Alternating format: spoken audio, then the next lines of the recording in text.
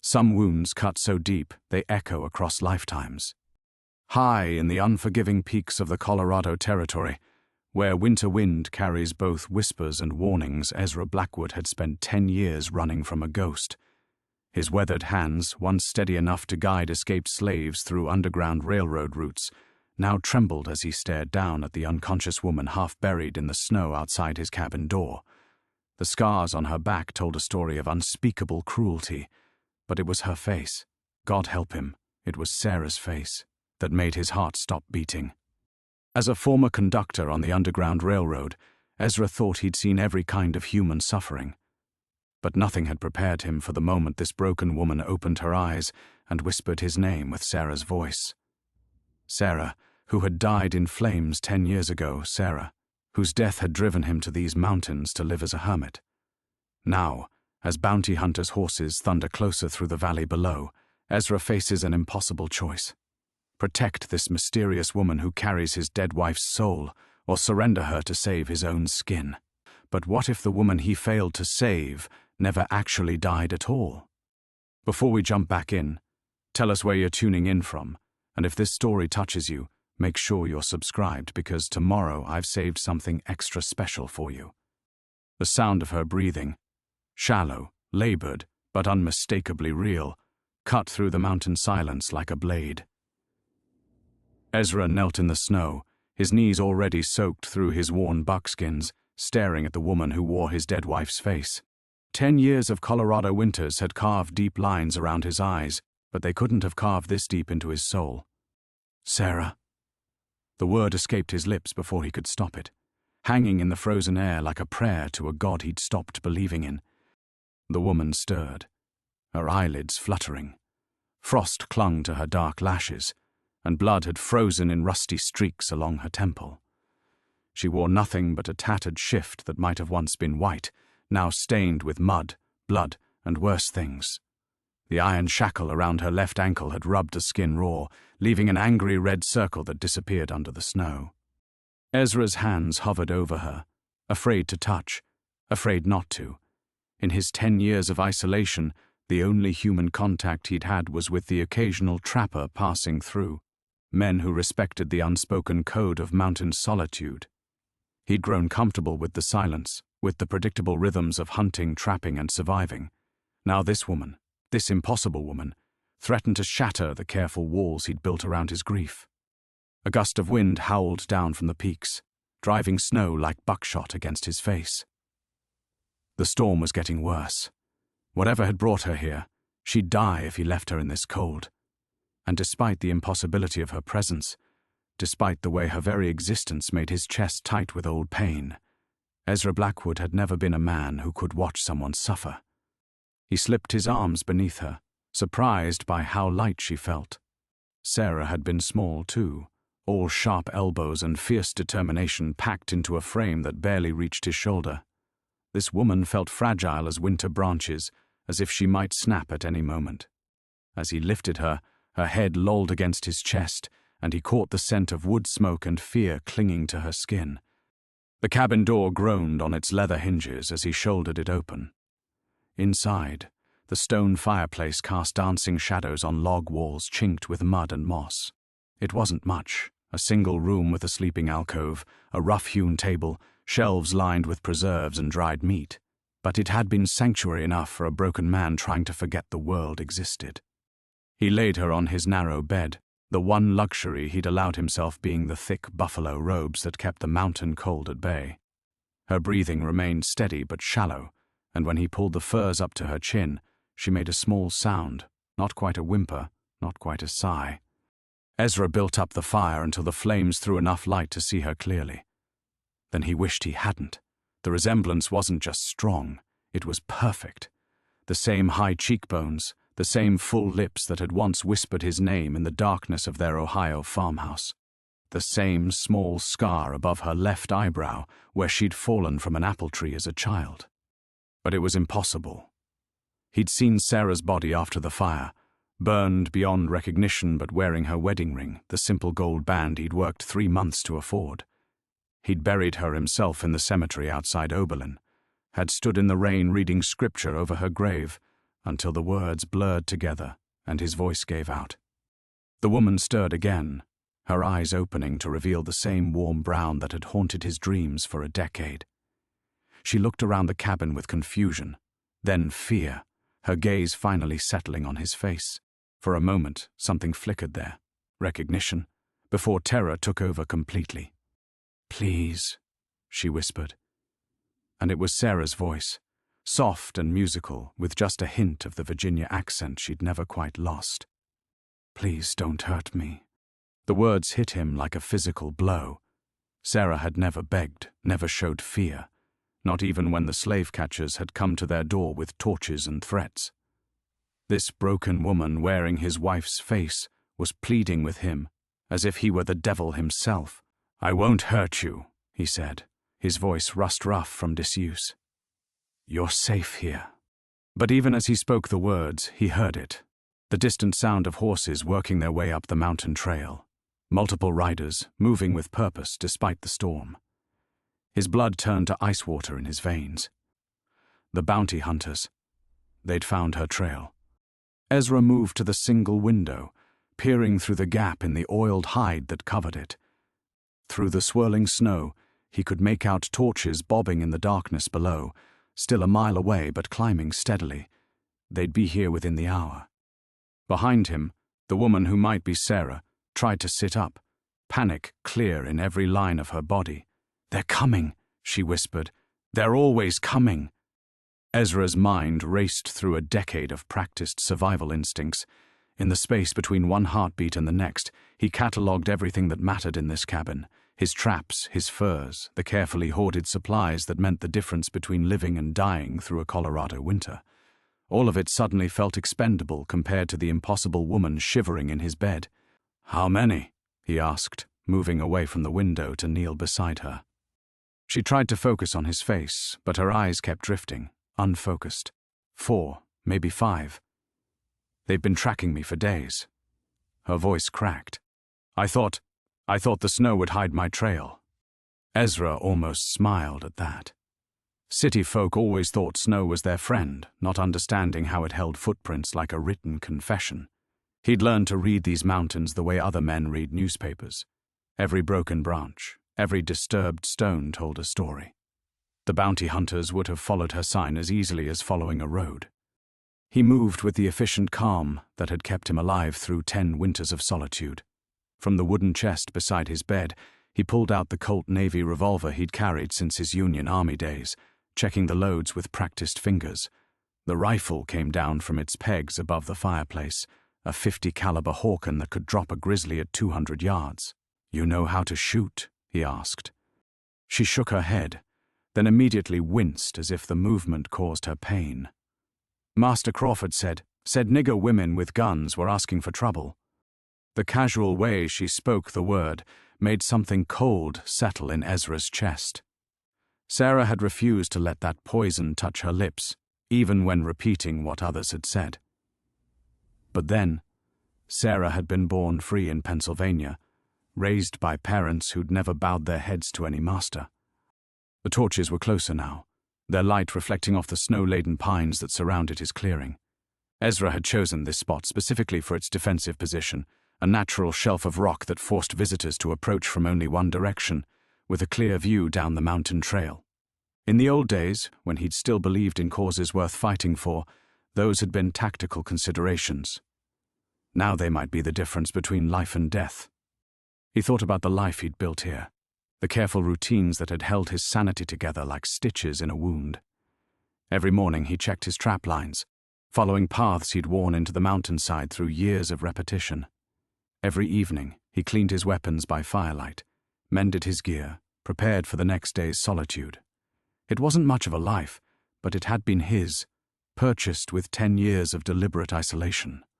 The woman, he couldn't bring himself to think of her as Sarah, not yet, struggled to sit up against the rough log wall. "You should turn me in," she whispered. "They'll pay you good money. $200 for a runaway." $200. More than he made in a year selling furs to the trading post. Enough to outfit himself properly, maybe even buy passage back east to the world he'd abandoned. Instead, He found himself remembering Sarah's hands as she'd stitched wounds in their Ohio kitchen, the way she'd hummed spirituals while she worked, the way she'd never asked if someone deserved help, only if they needed it. "What's your name?" he asked. "Celia." The answer came quickly, as if it had been drilled into her. "Master Crawford calls me Celia." "What did they call you before Crawford?" Confusion flickered across her features. "Before? I've always been Master Crawford's property." Ezra studied her face in the firelight. The scar above her eyebrow was identical to Sarah's, down to the tiny crescent shape where the bark had cut deepest. But Sarah had gotten that scar at age 7, climbing trees on her grandfather's farm. This woman spoke as if she had no memories before slavery, as if her entire existence began and ended with a master's ownership. Outside, the sound of horses grew closer. Voices now, calling to each other through the storm. They were organizing for the final approach, probably spreading out to surround the cabin. Professional hunters who knew their business. "Listen to me," Ezra said, reaching for his heavy wool coat. "There's a root cellar behind the cabin, covered with a slab of bark. If things go bad, you run for it and don't come out until dawn. Where are you going?" He checked his rifle one more time, the weight of it familiar in his hands. "To remind some folks that this mountain doesn't welcome visitors." As he moved toward the door, her voice stopped him. "Why are you helping me?" Ezra looked back at her, this impossible woman who wore his dead wife's face and spoke in her voice, and felt something crack open in his chest that had been frozen shut for 10 years. "Because," he said simply, "it's what she would have wanted." The door closed behind him with a soft thud that seemed to echo through the mountain silence. Ezra stepped into the storm, the wind immediately driving snow against his face like frozen needles. The familiar weight of the Hawken rifle in his hands should have been comforting, but tonight it felt different, heavier with purpose beyond simple survival. He moved along the cabin's perimeter, keeping to the shadows cast by the overhanging roof. The voices were clearer now, carried on the wind between the pine trees. Professional voices, discussing angles of approach and fields of fire with the casual efficiency of men who hunted humans for a living. "Jake, you and Morrison take the north side. Me and Collins will come up the main trail." The voice belonged to someone accustomed to command, probably their leader. "Remember, we want the girl alive. Crawford's paying extra for her return in good condition." Ezra pressed his back against the cabin's log wall, feeling the rough bark through his coat. 10 years ago, he would have called out a warning, given them a chance to leave peacefully. The abolitionist in him had believed in the power of words, in the possibility that reasonable men could find reasonable solutions. That man had died in an Ohio farmhouse fire, along with everything else he'd once held sacred. The mountain man who'd taken his place understood only the language these hunters would respect. He circled to the cabin's rear, where a natural outcropping of granite provided both cover and elevation. From here, he could see their torches moving through the trees, 4 of them, just as Celia had said. They moved with military precision, spread out in a classic flanking pattern designed to prevent escape. These weren't amateur slave catchers looking for easy money. They were professionals, the kind Crawford could afford to send after valuable property. The thought of that word, property, applied to the woman inside made something cold and violent stir in Ezra's chest. He'd spent 10 years trying to forget the sound of Sarah's voice as she'd read aloud from their hidden copies of Liberator, the way her eyes had blazed with righteous fury at every account of families torn apart, of human beings bought and sold like cattle. A branch snapped somewhere below his position. The first hunter was working his way up the slope, moving from tree to tree with practiced stealth. Ezra could see him clearly in the torchlight, a lean man in a heavy coat, carrying what looked like a shotgun, professional equipment for professional work. Ezra settled the rifle against his shoulder, finding the familiar groove where the stock met bone and muscle. The man below paused beside a lightning-struck pine, scanning the cabin's windows for signs of movement. An easy shot, maybe 60 yards through clear mountain air. His finger found the trigger. And for a moment he was back in Virginia, wearing Union blue and fighting for something he'd believed was worth dying for. The weight of moral certainty, the clean simplicity of knowing who deserved to live and who deserved to fall, before the war had ground that certainty to dust, before he'd learned that even righteous causes demanded prices too high to pay. But as he held the hunter in his sights, another voice drifted up from the trees. Younger, uncertain. "Mr. Hawkins, you sure she came this way? Ain't seen tracks for near half a mile." "She's here," came the leader's reply. "Blood trail led straight up this ridge. Besides, that old trapper's got to know something. Hermits see everything that moves on their mountain." The casual assumption in those words, that Ezra would cooperate, would hand over a frightened woman for the promise of blood money, sparked something that had been dormant too long. These men had ridden up his mountain in the middle of a blizzard, armed and organized, planning to take what they wanted by force. They'd made their choice. Now he had to make his. Ezra shifted his aim slightly, finding the torch instead of the man who carried it. The rifle's report echoed off the granite faces like thunder, and the torch exploded in a shower of sparks and burning pitch. The hunter dropped flat behind a fallen log, shouting warnings to his companions. "He's up on the rocks, north side. Is the girl with him?" "Can't tell. Just keep moving." Ezra was already rolling away from his position, snow cascading down the rock face as he found new cover. The next shots came quickly, muzzle flashes blooming like deadly flowers in the darkness. Lead whispered through the air where he'd been kneeling, sparking off granite with metallic screams. Behind him, through the cabin's single window, he caught a glimpse of movement. Celia's face, pale with terror, watching the gun battle that would determine her fate. In that instant, with bullets carving the night around him and 4 armed men closing in, Ezra Blackwood finally understood what had been calling him back to the living world. It wasn't just her resemblance to Sarah, or even the impossible possibility that his wife might somehow have returned to him. It was simpler and more profound than that. For the first time in 10 years, someone needed him to be more than just a survivor. Reluctance and doubt. The realization hit Ezra like a physical blow, stealing his breath as effectively as the mountain cold. Someone needed him. The thought should have filled him with purpose, should have burned away the hesitation that had plagued him through 10 years of careful isolation. Instead, it opened a chasm of doubt so deep he could feel himself falling into it even as bullets whined overhead. What if he failed her the way he'd failed Sarah? Ezra pressed himself against the granite outcropping, the rifle's barrel trembling in hands that had been steady through a dozen winter storms. The memory rose unbidden, Sarah's voice calling his name through smoke and flame, growing fainter until it disappeared entirely beneath the roar of burning timber. He'd been in town that night, arguing politics in the tavern, while slave catchers surrounded his home. By the time he'd smelled the smoke on the wind, it had been too late for anything but prayers and ashes. "Spread out," Hawkins' voice cut through the storm. "He's got the high ground, but it's just one old man with a rifle." Just one old man. The words stung because they were true. He wasn't the idealistic young abolitionist who'd married Sarah in that small Ohio church. Wasn't he the Union soldier who'd charged Confederate lines believing in the righteousness of his cause?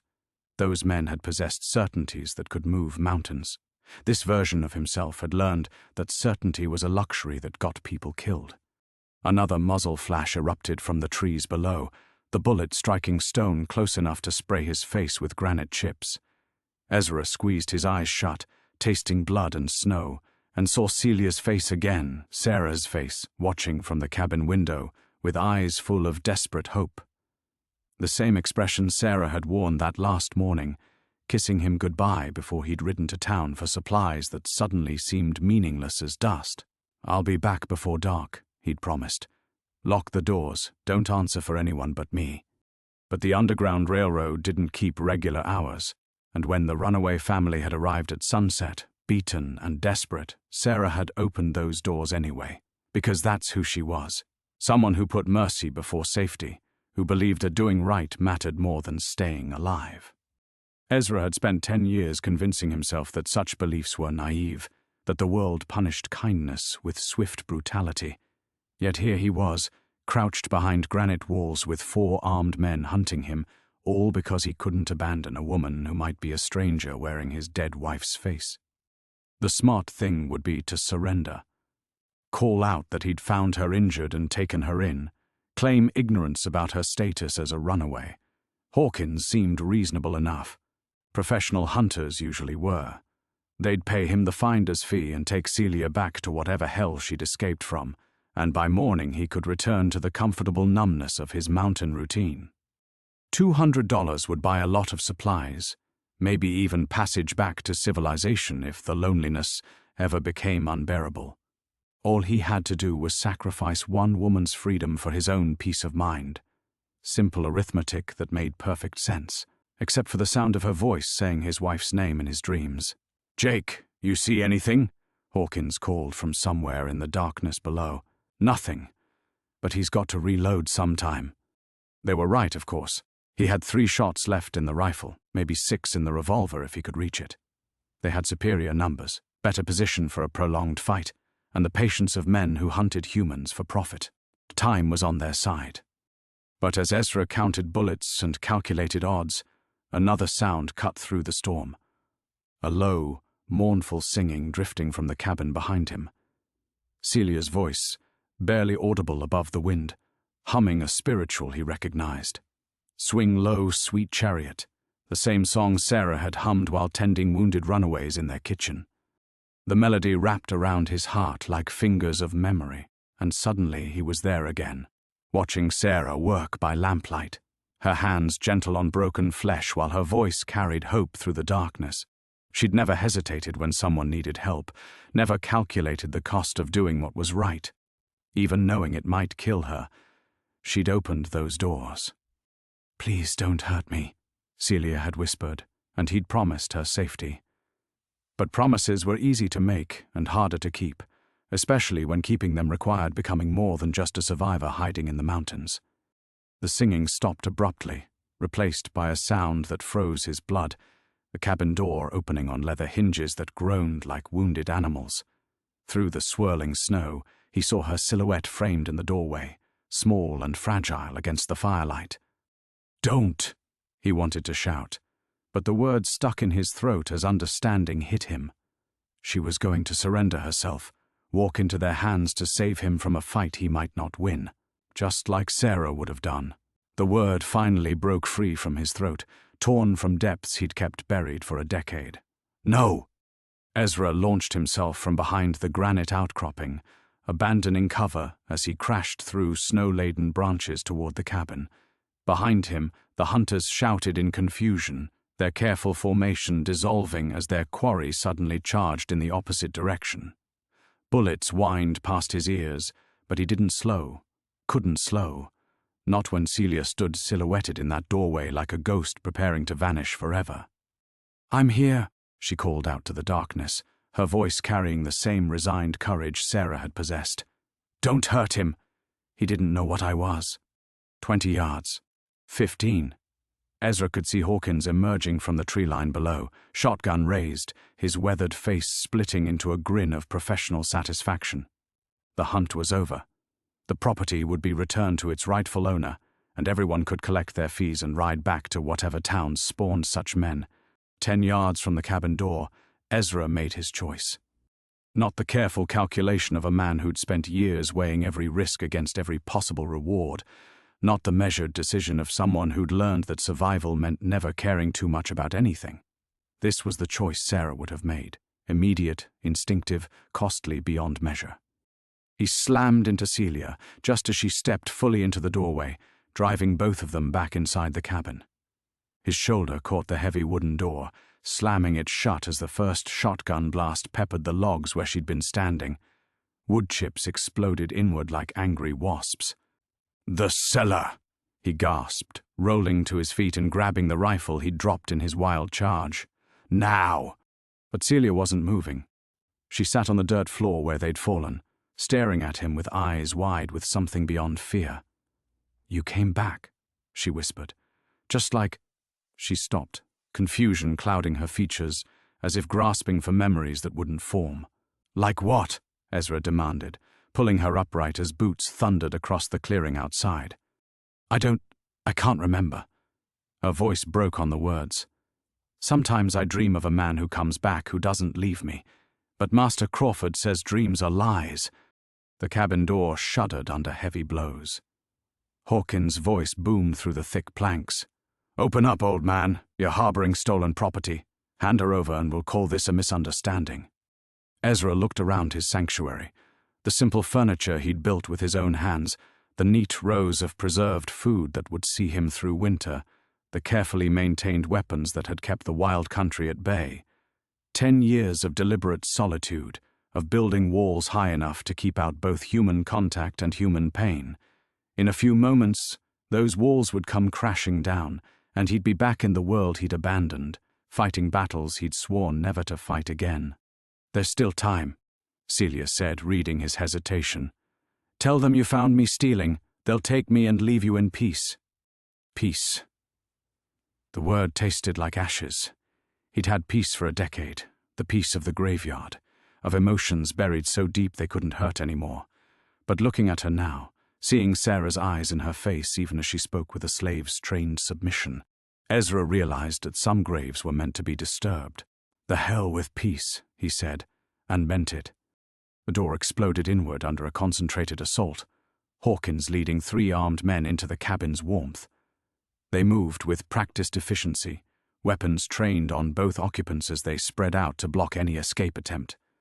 "Well now," Hawkins said, lowering his shotgun slightly as he took in the scene. He was older than Ezra had expected, maybe 50, with grey threading his beard and the calm confidence of a man who'd tracked humans across half the continent. "This is cozy.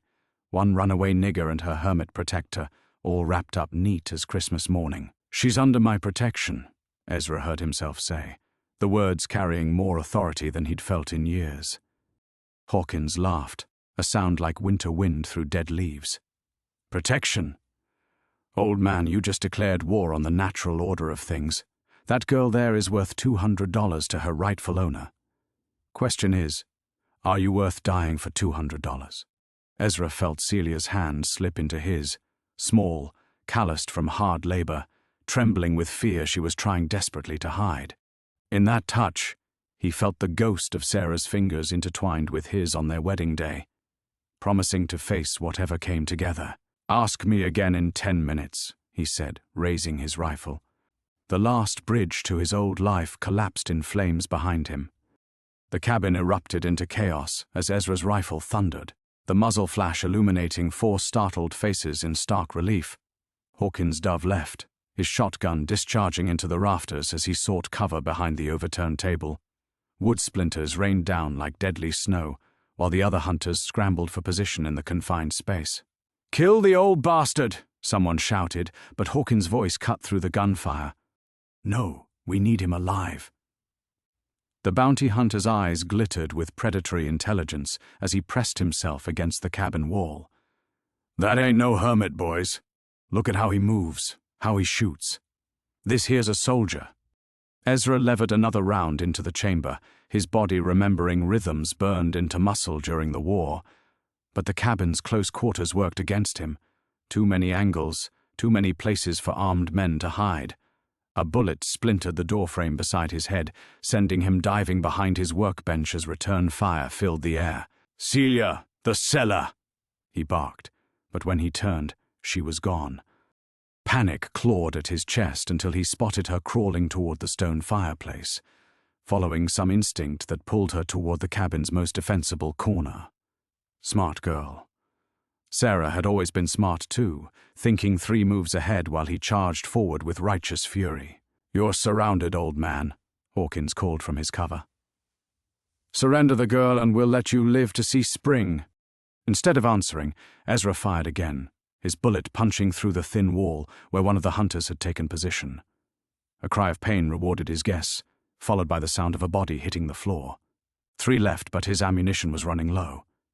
That's when he heard it. Hoofbeats approaching through the storm, too many to belong to any single rider. Hawkins heard it too, his weathered face creasing with confusion as the thunder grew louder. "Jake, who else was supposed to meet us here? Nobody, boss. We're on our own." The cabin door, hanging askew from its shattered hinges, suddenly filled with a new silhouette. tall, broad-shouldered, wearing the kind of heavy coat that marked a man accustomed to hard country. But it was the rifle in his hands, steady and aimed directly at Hawkins, that commanded attention. "Evening," the stranger said in a voice like winter wind. "Sounds like you boys are having a disagreement with my neighbor." Hawkins slowly raised his hands, though his fingers remained close to his weapons. "This ain't your concern, friend. We're conducting legal business under the Fugitive Slave Act." The stranger stepped fully into the cabin, and Ezra got his first clear look at the man. Native features weathered by wind and sun, iron-grey hair braided with leather strips, and eyes that had seen too much violence to be impressed by 4 armed slave-catchers. Behind him, more figures moved in the doorway, at least 3 others, all armed. "Thomas Ravencrow," the man said, nodding to Ezra. "And you are?" "Ezra Blackwood." The name felt strange on his tongue after years of anonymity. "Thought so." Ravencrow's attention returned to Hawkins. "My people trade with Mr. Blackwood. He's treated us fair when others wouldn't. That makes this our concern." "Your people?" Hawkins' voice carried a new edge of uncertainty. "You're Indian. Cheyenne. And this is Cheyenne land you're standing on with your guns and your legal papers." Ravencrow's smile held no warmth. "Funny thing about the Fugitive Slave Act. Doesn't carry much weight in territories that aren't properly states yet." One of Hawkins' men, young, nervous, shifted his grip on his rifle. "Boss, maybe we should—" "Shut up," Hawkins snapped, but sweat was beading on his forehead despite the cold. "The girl is stolen property. We're taking her back." Ravencrow looked toward the fireplace where Celia huddled, his expression unreadable. When he spoke again, his voice carried the weight of ancient authority. "I see a free woman on free land, protected by a man who's earned the right to protection in return." His rifle never wavered. "What I don't see is any jurisdiction that gives you the right to spill blood on this mountain." The standoff stretched taut as a bowstring. 4 professional hunters against 4 Cheyenne warriors and 1 mountain hermit with a soldier's instincts. Hawkins' eyes darted between the door and the windows, calculating odds that were shifting against him with each passing second. Finally, he lowered his shotgun. "This isn't over, Blackwood. Crawford's got connections reaching all the way to Washington. Legal or not, he'll find a way to get his property back." "Then he'd better bring more men," Ezra said, surprised by the steel in his own voice. As the bounty hunters filed out into the storm, Hawkins paused at the threshold. "That girl's got secrets, old man. Secrets that'll get you killed if you're not careful." The door closed behind them, leaving Ezra alone with his unlikely allies, and a woman who might hold the key to his past, or his destruction. The silence that followed the bounty hunter's departure felt heavier than the storm outside. Ezra stood motionless by the shattered door, his rifle still trained on empty air, while the reality of what had just transpired settled over him like fresh snow. Behind him he could hear Celia's labored breathing, the soft crackle of the fire, and the quiet movements of Thomas Ravencrow's men as they positioned themselves around the cabin's perimeter. "They'll be back," Ravencrow said, breaking the spell. He lowered his rifle and moved to examine the splintered doorframe. "Hawkins is patient, but he's not stupid. He'll circle wide, find a place to watch, and wait for us to make a mistake." Ezra finally turned from the door, his hands trembling slightly as the battle fever left him. "Why?" he asked. "Why did you help us?" The Cheyenne warrior studied him with eyes that seemed to weigh souls. 3 winters ago, my youngest daughter caught the white man's coughing sickness. You gave us medicine, asked for nothing in return. Said a child's life was worth more than trade goods. Ravencrow's weathered face softened almost imperceptibly. "My people remember debts, Mr. Blackwood, both kinds." From her place by the fireplace, Celia spoke in barely a whisper. "They'll kill you all because of me." Her voice carried the flat resignation of someone who'd learned that her existence brought only suffering to others. "Master Crawford don't forgive, and he don't forget. Maybe it's better if I—" "No." Ezra crossed to where she sat, kneeling so they were eye level. In the firelight, the resemblance to Sarah was so strong it made his chest ache. "You're not going back," Not to Crawford. Not to anyone who thinks they own you. But you don't understand, she insisted, her hands clenched in her lap. I remember things. Wrong things. Sometimes I dream I'm someone else, somewhere else. Master Crawford says it's devil's lies, that slaves who think too much go mad. Her voice broke. Maybe I am mad. Maybe I deserve... Nobody deserves slavery. The words came out harder than Ezra intended, carrying 10 years of suppressed guilt and rage. Nobody. Ravencrow cleared his throat softly. The girl's right about Crawford, though. Marcus Crawford owns half of Kansas territory through legal tricks and violence. He's got judges in his pocket, congressmen who dance to his tune. This won't end with Hawkins riding away empty-handed. Ezra stood slowly, his knees protesting the movement. Through the broken door, he could see snow beginning to accumulate in wind-carved drifts. The storm would cover their tracks for now, but come morning, Crawford's men would return with reinforcements. More guns, more legal authority, maybe even federal marshals carrying papers that would make resistance an act of treason. How many men can Crawford field? He asked. 50, maybe more. Professional fighters, ex-military mostly. He pays well and asks no questions about a man's past. Ravencrow moved to the window, peering out into the swirling darkness. My warriors are brave, but we're 4 against an army. And winter's coming hard. We can't stay here indefinitely. The weight of responsibility settled on Ezra's shoulders like a familiar burden. He'd spent a decade avoiding exactly this kind of choice, the kind that required risking everything for principles that might get good people killed. But looking at Celia, seeing Sarah's eyes watching him with desperate hope, he realized some choices were made long before the moment they seemed to arrive. There's a place, he said slowly, the words feeling foreign on his tongue. An old mine shaft about 2 days north, hidden in a box canyon. Enough room for supplies, defensible approaches. We could... We? Ravencrow's eyebrows rose. You're talking about war, Mr. Blackwood. Open rebellion against federal law. Once you take that step, there's no going back to your quiet mountain life. Ezra felt something shift inside him, like ice breaking up on a frozen river. Maybe I've been quiet long enough. From the shadows near the fireplace, Celia made a sound. Half sob, half laugh. You'd do that? Fight a war for someone you barely know. But that was the thing, wasn't it? He did know her, or thought he did, or desperately wanted to believe he did. Every gesture, every inflection of her voice, the way she held her head when she was frightened. It was all achingly familiar. Whether she was truly Sarah, or just a woman who happened to wear his dead wife's face, Ezra realized it didn't matter. The choice would be the same. I should have fought harder before, he said quietly. Maybe it's time I stopped running from that failure. Outside, the storm howled with renewed fury, as if the mountain itself were preparing for war. And in the firelight of the damaged cabin, 4 people who had been strangers that morning began planning their impossible stand against an empire built on human bondage.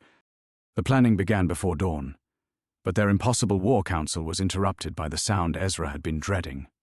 Hoofbeats in the snow, far too many of them, approaching with the methodical precision of a military formation. 50 riders, maybe more, Ravencrow whispered from his position at the window. His face was grim as he counted the torches moving through the grey pre-dawn light. Crawford didn't waste time. Ezra felt his chest constrict as the reality of their situation crashed over him. All their careful talk of defensible positions and strategic retreats meant nothing now. They were trapped in a damaged cabin with broken walls, facing an army led by a man who treated human beings like livestock. Everything he'd learned about survival in these mountains, every instinct honed through years of solitude. None of it had prepared him for this moment. The mine shafts 2 days north, he said, his voice betraying the desperation he felt. We'll never make it past that many men. No, Ravencrow agreed. We won't. From her place by the dying fire, Celia stood slowly. In the pale morning light filtering through the shutters, she looked ethereal, almost translucent, like Sarah had looked in those final moments before the flames took her. The resemblance was so strong that Ezra felt time folding in on itself, past and present bleeding together, until he couldn't tell which loss he was about to face. "I have to surrender," Celia said, and her voice carried the same resigned courage that had haunted his nightmares for 10 years. "It's the only way you all survive this. Like hell." The words exploded from Ezra's throat with a violence that surprised them all. "I won't watch you walk into slavery. Not again, not—" He stopped, the admission hanging in the air like smoke. Celia's eyes widened. "Again? What do you mean, again?" Outside, a voice boomed across the clearing, cultured, commanding, carrying the absolute authority of a man accustomed to owning everything he surveyed. "Ezra Blackwood, I know you're in there. My name is Marcus Crawford, and you have something that belongs to me." Ezra's blood turned to ice. Through a gap in the shutters he could see Crawford himself sitting astride a massive black stallion, flanked by armed riders that stretched back into the tree line. The man was younger than Ezra had expected, maybe 40, with the soft features of inherited wealth and the cold eyes of someone who'd never been denied anything he wanted. "I'm prepared to be reasonable," Crawford continued, his voice echoing off the mountain slopes. "Return my property undamaged, and I'll overlook this unfortunate misunderstanding. Refuse, and I'll burn you out like the criminals you are." Ravencrow's warriors had taken positions at the windows, their rifles ready. But Ezra could see the hopelessness in their faces. They were brave men, seasoned fighters, but they weren't suicidal. And this was suicide. "There's something else," Celia whispered, her voice so soft he almost missed it. "Something I remember, or think I remember." She was staring at him with those achingly familiar eyes, confusion and recognition warring in their depths. A man who promised he'd never let them take me. Who said we'd run to the mountains where no one could find us. Ezra's rifle slipped in his sweating palms. The greatest fear he'd carried for 10 years was crystallizing before his eyes. Not just losing Sarah again, but confronting the terrible possibility that he'd never actually lost her in the first place. That somewhere in the chaos of that burning safe house, she'd been taken instead of killed. That his decade of guilt and isolation had been built on a foundation of incomplete truth. "Do you remember his name?" he asked, his voice barely a whisper. Before Celia could answer, Crawford's patience ran out. "You have 1 minute to decide, Blackwood. Send the girl out, or we come in." The stakes had become life-changing in the most literal sense possible. Every choice now led to death. His own, Celia's, Ravencrow's brave warriors, who'd risked everything for a stranger's debt of honor. The careful walls Ezra had built around his emotions were crumbling, leaving him exposed to the full weight of everything he'd tried to forget. But as he looked at Celia, whether she was Sarah or just carried Sarah's face, he realized that some battles couldn't be avoided forever. He'd run from this fight for 10 years, choosing survival over sacrifice, isolation over involvement. Now the fight had found him anyway, and there was nowhere left to run. 30 seconds. Crawford's voice was sharp with anticipation. Ezra raised his rifle, the weight of it familiar and terrible in his hands. Behind him, he heard the soft sounds of his allies preparing for their last stand.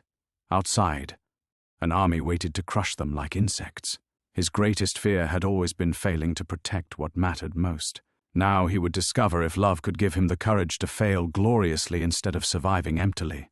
"Time's up," Crawford announced, his voice carrying the finality of a judge pronouncing sentence. The ordeal began with the thunder of 50 rifles firing at once. The world exploded into splinters and smoke. The first volley shattered what remained of the cabin's walls, sending chunks of timber and stone flying like shrapnel. Ezra threw himself over Celia as bullets whined overhead, his body remembering the terrible arithmetic of warfare, lead flying faster than thought, death arriving without ceremony or warning. "The back wall!" Ravencrow shouted over the deafening crack of gunfire. "They're coming through!" Ezra rolled away from Celia, bringing his rifle up just as the first of Crawford's men burst through the splintered rear entrance. He fired, watched the man spin and fall, but 3 more took his place immediately. The confined space that had once felt like sanctuary now became a killing box, every angle a deadly threat. "Ezra!" Celia's scream cut through the chaos. She was pressed against the stone fireplace, her eyes wide with terror as a shadow fell across the shattered front door. Hawkins stepped through, his shotgun trained on her with professional calm. "There's the prize," the bounty hunter said, his voice carrying easily despite the gunfire. "Crawford wants you intact, girl, but he didn't say nothing about your friends." Ezra swung his rifle toward Hawkins, but movement at the window caught his peripheral vision. Another attacker, rifle raised, finger tightening on the trigger. Time slowed to crystalline clarity as Ezra faced the impossible choice: save Celia from Hawkins, or stop the bullet meant for Ravencrow. He chose Ravencrow. His shot took the window attacker in the chest, but the delay cost him everything. Hawkins's shotgun roared, buckshot ripping through the space where Ezra's head had been a heartbeat before. Wood exploded from the mantelpiece behind him, and in the shower of debris Celia screamed. When the smoke cleared, she was gone. "No!" Ezra surged toward the door, but a rifle butt caught him across the temple, sending him sprawling. Stars exploded behind his eyes as consciousness wavered. Through the ringing in his ears, he heard Hawkins' triumphant laughter. "Got her, boss. Clean as you please." Crawford's voice drifted through the broken walls, rich with satisfaction.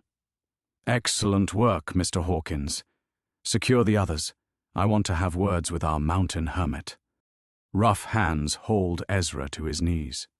Blood trickled down his face from the gash on his forehead, and his vision swam as he tried to focus. Around him, the cabin that had been his sanctuary lay in ruins. Ravencrow knelt nearby, his shirt dark with blood from a graze across his ribs. Two of his warriors were down, motionless in the debris. The plan, their desperate, half-formed hope of reaching the hidden mine, lay as shattered as the cabin walls. Crawford stepped through the doorway with the careful precision of a man inspecting property he'd just acquired. Up close, he was even younger than Ezra had estimated, with soft hands that had never known honest work and eyes that evaluated everything in terms of profit and loss. "Ezra Blackwood," Crawford mused, circling him slowly. "Former captain in the Union Army, dishonorably discharged for activities inconsistent with military discipline. Which is a polite way of saying you helped slaves escape, isn't it?" Ezra said nothing, but his silence seemed to amuse Crawford. "Oh yes, I know all about you. Including your late wife, Sarah Blackwood, née Coleman. Free-born Negro woman from Philadelphia, died in a fire 10 years ago while harboring fugitives." Crawford's smile was razor-thin, or so the reports claimed. The words hit Ezra like physical blows. "What do you know about Sarah?" "I know she was very beautiful, very intelligent, and very memorable." Crawford knelt to bring them eye level, his voice dropping to a confidential whisper. "I also know that sometimes when property tries to escape, the kindest thing is to help them forget why they ran in the first place. Clean slate, you might say. Fresh start." Horror crept up Ezra's spine like ice water. "You son of a bitch. You took her memory. I took what I needed to protect my investment. The fire was merely theatrical necessity. Amazing what people will believe when presented with charred remains and official documentation." Crawford stood, brushing dust from his expensive coat. "She's been a model slave ever since. Until recently, anyway." Through the broken windows, Ezra could see Celia, Sarah, bound and gagged on horseback, surrounded by armed riders. She was struggling against her restraints, her eyes searching desperately for him among the wreckage. When their gazes met across the clearing, he saw recognition flare in her expression, not just of him, but of herself. The memories were returning, piece by terrible piece. "The process isn't permanent, unfortunately," Crawford continued conversationally. "Trauma has a way of breaking down the barriers. Coming back here, seeing you again, it's awakened things that were better left sleeping." Ezra tested his bonds, but the ropes were expertly tied. Around him, Crawford's men moved with military precision, preparing for departure. Soon they'd be gone, disappearing into the vast wilderness with the woman he'd failed to protect twice now. "She'll remember everything eventually," Crawford said. But don't worry. I have methods for dealing with troublesome recollections. The dark moment crystallized with perfect, terrible clarity. Ezra had lost everything, his home, his allies, his hope. But worst of all, he'd lost Sarah again, and this time he understood exactly what that loss meant. Not death, which at least offered the mercy of finality, but a living hell where the woman he loved would spend her remaining years as property, her memories systematically destroyed until nothing remained but an empty shell. Outside, Crawford's army was already mounting up, victory complete. And Ezra Blackwood knelt in the ruins of his sanctuary, watching his greatest fear become reality for the second time in one lifetime.